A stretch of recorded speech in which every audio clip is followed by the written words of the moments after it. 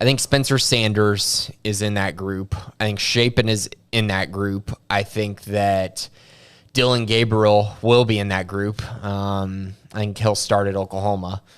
JT Daniels. Yeah, that's one where see, that's the other part. I think whoever the quarterback is at TCU will be in that group, and I think it'll be Chandler Morris, but it could be Max Duggan.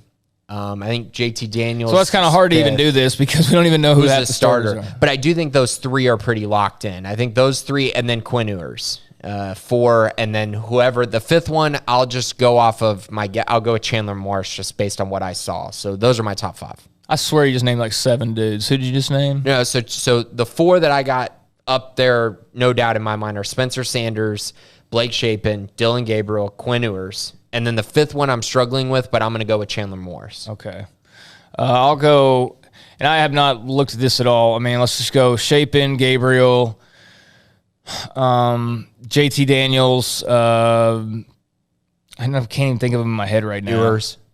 Yeah, but it's only if he was at West Virginia, we would not prop him up. You know what I mean? Like he would not even get mentioned if he was at West Virginia. But man, we put him in like automatic top 5s because he's at Texas and because he was a high profile recruit. I mean, we did that with JT Daniels too. Yeah, but I mean, done a lot. Dude, he played at the national championship Georgia 2 years ago. He's done more than any freaking quarterback in the Big 12 so far. I mean, more than Dylan Gabriel or more than Quinn Ewers or more than Blake Shapen or more than Blake Shapen won a Big 12 championship. Okay, yeah, you're right. He won a game that mattered. JT sat on the bench and watched another guy win the championship. All right, man. There's a lot of JT Daniels revisionist history going on, man. Here, I mean, he started at Georgia, Grayson. He started at the #1 team in the country. So, I mean, I agree with you. I don't think he's just by default the best quarterback, but like.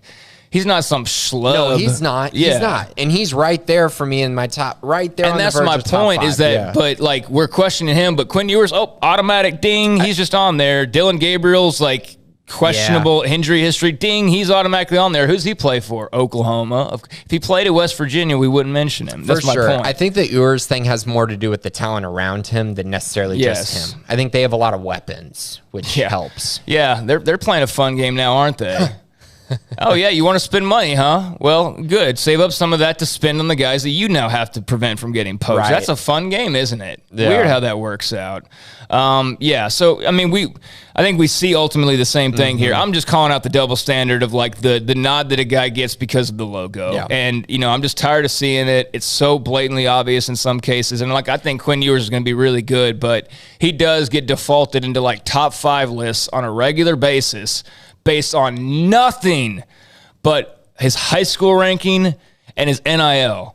But outside of that, what have you seen him do in college yet? For sure. Nothing. Which I think is fascinating because we didn't even mention a guy who's actually probably a great fit for the offense he's going to is Adrian Martinez. Yes, because I can't think of him right now. I know, but like we're not even like mentioning him, even though I think he could be very solid because he's a veteran, goes to a great spot. So, yeah, there's a lot of really good quarterbacks. But I think the top 4 for me are pretty locked in. Yeah, just because of landing spot. Tech is going to have, maybe Shuck is pretty good or Baron Morton or whatever. And so we don't even know who half the quarterbacks are just yet. So it's kind of hard to answer, but you got a gist of it there.